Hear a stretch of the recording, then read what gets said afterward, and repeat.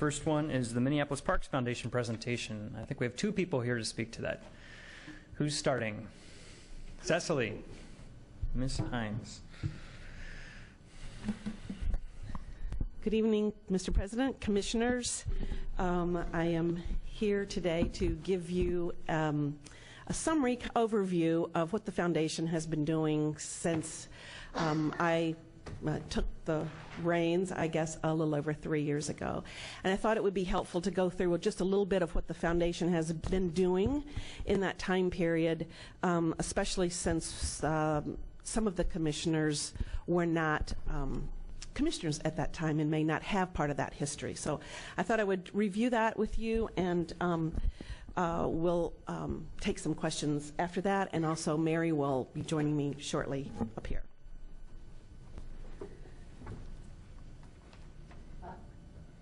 Oh, yeah. There we go. I thought I would start with just an overview, and this year, early part of this year, our board went through some strategic planning, kind of refined our mission and vision and values, and thought I would share that with you so that you have a better understanding of how we end up picking projects.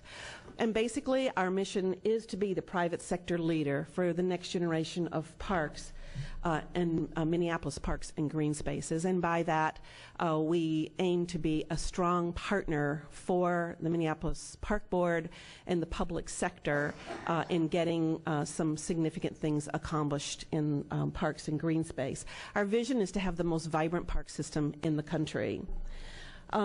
The values that we hold most dear are holistic, innovative approaches, as opposed to let's do a little thing here and a little thing here. We like to step back, look at the vision of what the whole plan might be and what a whole plan could be, in line with the early founders of our park system when they mapped out the whole connective linking system that we have today.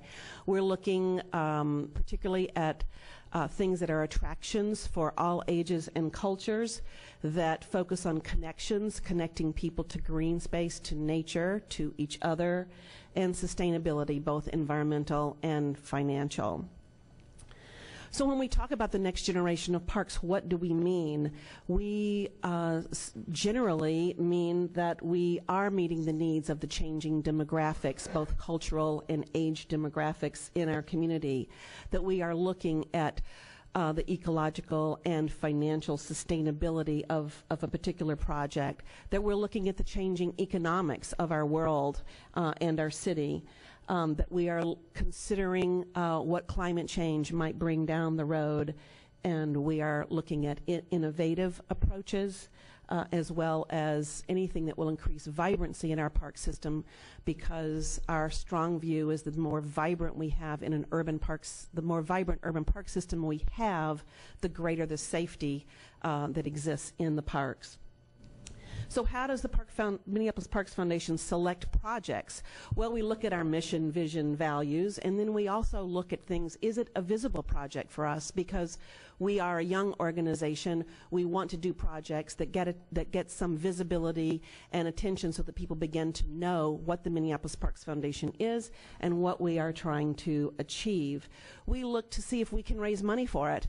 Some projects just have a broader appeal than others, and so that is definitely a factor when we look at how we're going to choose projects. Is there at least one champion on our board so that there's somebody who will really drive the project? And is it one that we can tell donors that this is not something they should expect their tax dollars to cover? As you know, lots of times donors will say, well, my tax dollars pay for this and that, why should I give more money to that? And so we actually have a good argument for that, particularly in these economic times, so we can actually counter that quite effectively, but we are more we have a broader donor base when we can point out to them that this is not something that if you want it, your tax dollars are not going to support it. We talk a lot about quality, and why is quality important? Well, our donors expect the highest quality in whatever we do, and we try to live up to that expectation. We believe that a quality process leads to a quality outcome, and that the donors and the money follow great ideas. So if you have something mediocre to propose, it'll be really hard to raise money for it. But if we can find something that is very, very attractive, then, and it's a great innovative idea, then it's much easier to raise funds for it. And we must ensure the quality implementation of anything that we do in order to maintain donor confidence. So what has Minneapolis Parks Foundation done anyway? We have raised significant dollars for specific projects. I will go through each year the things that we have done, and all total we have invested over $250,000 over the past 3 years. That does not include money that we've raised for our own general operations. We've developed an outstanding high-quality board, a board that you can count on, a board that wants to work with you in partnership, and a board that has the capability to move some significant projects forward. We have been a strong supporter of the Park Board's work and its independence. We have pursued projects that have reflected positively on the Park Board in many locations and junctures, and we have elevated the interest in parks and green spaces with our Next Generation of Parks speaker series. In 2009, we funded a survey of parks users and issued a press release regarding the positive results. We sent a letter of support to the Charter Commission regarding the independence of the Park Board. We were a major sponsor of the TPT video on the history of parks in the Twin Cities. We licensed rights to and launched into Minneapolis Lakes Minnie the Lake Creature, which has gained a huge fan base and following. And as I was discussing with Commissioner Tabb the other day, we believe that most people in the community do not know that the Minneapolis Parks Foundation did that, and that is something that they love about their parks and their lakes, and it reflects very positively on the Minneapolis Park and Recreation Board. And we've developed a strong partnership with the Walker Art Center and College of Design at the University of Minnesota, which has helped elevate the attention and attendance at our Next Generation of Parks speaker series and for all of the aspects of our Next Generation of Parks initiative, including the competition that developed last year. I throw in a few pictures because pictures, I guess, speak 1,000 words, and so this is actually a picture of Minnie this year in Brownie Lake, and you know that's quite a popular lake for kayakers, and she really gained a lot of attention, and we were told that the Park Board wanted to gain some attention for Brownie Lake, and hopefully Minnie helped to do that. Just an example, the cover of the TPT video that we were the co-primary sponsor with the Huss Family Foundation for that video. In 2010, we hosted 6 speakers to educate and inspire the community about 21st century parks in other cities. There were over 1,500 attendees total and overflow crowds in over half of those presentations. We partnered with the Park Board and the North Loop Neighborhood Association to raise money for the downtown children's play area that we all know has been a huge success, and whenever you drive by there, it's just kids are just climbing all over everywhere. We placed Minnie in 3 more lakes in 2010. We partnered with the Loft. They had a class focused on storytelling around Minnie, and the Aquatennial Committee, where we sponsored the Minnie Milk Carton Boat Race. And last year, through the generosity of one of our volunteers, we worked with 4 rec centers in creating their boats and bringing them down to the competition, and they really had a great time.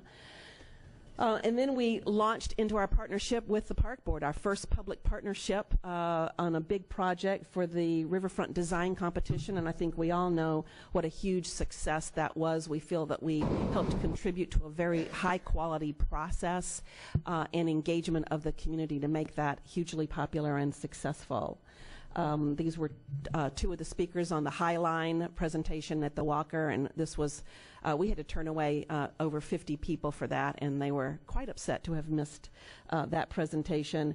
Here's another picture of Minnie in the park, and different people just standing around, and you will see that wherever she is, you'll see people gathering, strangers talking to strangers, and just having a good time with this incredible piece of public art by artist Cameron Gaynor.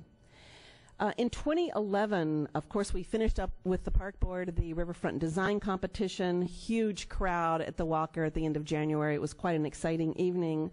We brought Minnie to 3 more lakes. We hosted her on Facebook and Twitter. We sponsored the Aquatennial Boat Race again, and this time worked with 8 rec centers. And I understand that next year more than 8 rec centers want to participate because the kids all through the system are hearing about this and getting envious if they haven't been able to participate so far. We secured the sponsorship of General Mills for the Lake Harriet concert series. This is a picture of the boat that Farview Park created this year, and they just had a fantastic time, and this is the second year they competed. And this is, they're all lined up for the race, and they took off. This was last year, actually, and as you'll see, they're in close to the front right. One of the boats kind of didn't quite have enough flotation capabilities, and it could have been the boat, it could have been the rowers, but we've even talked about maybe developing some rowing and swimming classes for the kids next time. Going on in 2011, we've continued to raise funds for the downtown play area. That is just finishing up, and we are proceeding to close that one out. That will be between $90,000 and $100,000 that we will have given for that project, with a lot of help from the North Loop Neighborhood Association as well. We sponsored the River First team at another Next Generation of Parks speaker event. We embarked on the Waterworks project, which I know that you guys are all aware of, and that we are moving forward this fall to get that underway, and next year expect that to be a major project of the foundation. We've launched an effort to raise money to help the Park Board replace trees in North Minneapolis. We're hoping to raise enough money to replace at least 500 trees. And we're in very early stage discussions with different organizations and people in North Minneapolis and the design community about visioning under the Next Generation of Parks initiative in North Minneapolis. Here's a picture of that downtown children's play area. On the internal front, we've hired a full-time development director. We've launched a membership drive. We're hosting our first fundraiser on Monday at the Wiseacre restaurant. This will where we're going to make a big push for helping to replace the trees in North Minneapolis and also support for the foundation. I think it'll be a lot of fun, and we hope everyone will join us there. We're continuing to strengthen our board. As I said, we have an outstanding board, and we intend to make it a little larger. We are focusing on collaborations with strong partners in the community. We serve as the fiscal agent for many small neighborhood groups that would like to make enhancements in their parks, and they need a fiscal agent and a friendly foundation who can help them along, and we do that. We bring a caring and more organized approach to the Tributes program, and we have a growing number of people, I think, that are very, very happy with the service that they are getting. We love our new offices at the Longfellow House. It's bright, sunny, cheery, and everyone is very, very pleased to be there.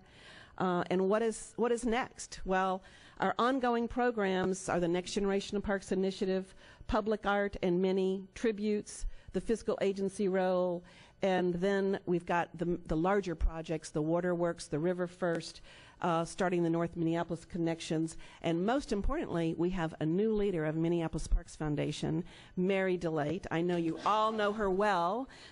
She has not only been the great project manager for the design competition and the MDR initiative, but was also the project manager for the 2020 Partners, has taught architecture at the university for 9 or 10 years before that, is well respected in the community, and our board cannot be happier to have her take over the helm. So I will turn it over to Mary, and she can talk a little bit about her excitement and her vision.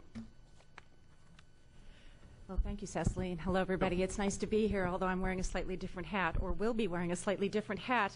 As you know, the foundation has a lot of things going on.